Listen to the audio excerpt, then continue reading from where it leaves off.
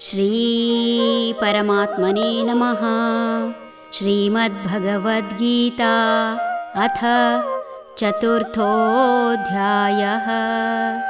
ಜ್ಞಾನಯೋಗಃ. ಬ್ರಹ್ಮಾರ್ಪಣಂ ಬ್ರಹ್ಮ ಹವೇರ್ ಬ್ರಹ್ಮಾಗ್ನೌ ಬ್ರಹ್ಮಣಾಹುತಂ ಬ್ರಹ್ಮೈವ ತೇನ ಗಂತವ್ಯಂ ಬ್ರಹ್ಮಕರ್ಮ ಸಮಾಧಿನಾ. ಇಂತಹವನು ಮಾಡುವ ಅರ್ಪಣೆಯೂ ಬ್ರಹ್ಮವೇ, ಹವಿಸ್ಸೂ ಬ್ರಹ್ಮವೇ. ಬ್ರಹ್ಮವೆಂಬ ಅಗ್ನಿಯಲ್ಲಿ ಬ್ರಹ್ಮದಿಂದಲೇ ಅದು ಹೋಮ ಮಾಡಲ್ಪಡುತ್ತದೆ. ಹೀಗೆ ಎಲ್ಲ ಕರ್ಮಗಳಲ್ಲೂ ಬ್ರಹ್ಮನನ್ನು ಕಾಣುವಾತನು ಬ್ರಹ್ಮನನ್ನೇ ಸೇರುತ್ತಾನೆ.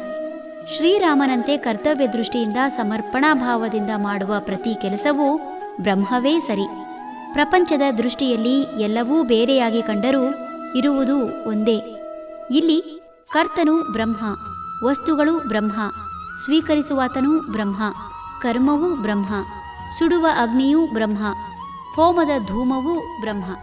ಅಂತಿಮ ತಾತ್ಪರ್ಯವೆಂದರೆ ಇಡೀ ಬ್ರಹ್ಮಾಂಡವನ್ನು ಆವರಿಸಿರುವುದು ಒಂದೇ ಶಕ್ತಿ, ಅದು ಬ್ರಹ್ಮವಲ್ಲದೆ ಬೇರೇನೂ ಇಲ್ಲ.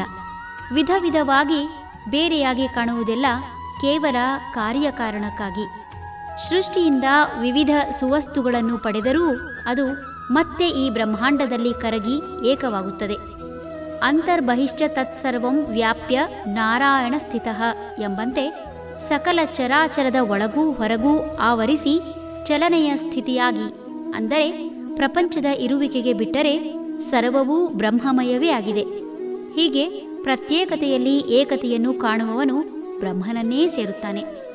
ಎಲ್ಲದರಲ್ಲೂ ಏನನ್ನಾದರೂ ತಪ್ಪು ಹುಡುಕುವ ಮೂಲಕ ಹಲವರು ತಮ್ಮ ಮನಸ್ಸು ಕೆಡಿಸಿಕೊಳ್ಳುವುದರ ಜೊತೆಗೆ ತಮ್ಮ ಪರಿಸರವನ್ನೂ ಹಾಳು ಮಾಡುತ್ತಾರೆ. ಎಲ್ಲ ವಿಷಯಗಳನ್ನು ಹೇಗೆ ಬೇಕಾದರೂ ಅರ್ಥೈಸಬಹುದು, ಅದು ಅರ್ಥ ಮಾಡಿಸುವವನ ಜಾಣ್ಮೆ. ಇಂದಿನ ದಿನಮಾನದಲ್ಲಿ ಸಾಕಷ್ಟು ವಿಷಯವನ್ನು ವಿವಾದಾತ್ಮಕಗೊಳಿಸಿ ಅದರಿಂದ ಲಾಭ ಪಡೆಯಲು ಯತ್ನಿಸುತ್ತಿರುವ ಸಮಾಜಘಾತುಕರಿಗೇನೂ ಕಡಿಮೆ ಇಲ್ಲ.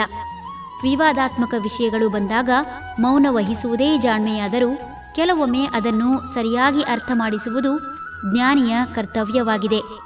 ಹರಿ ಓಂ.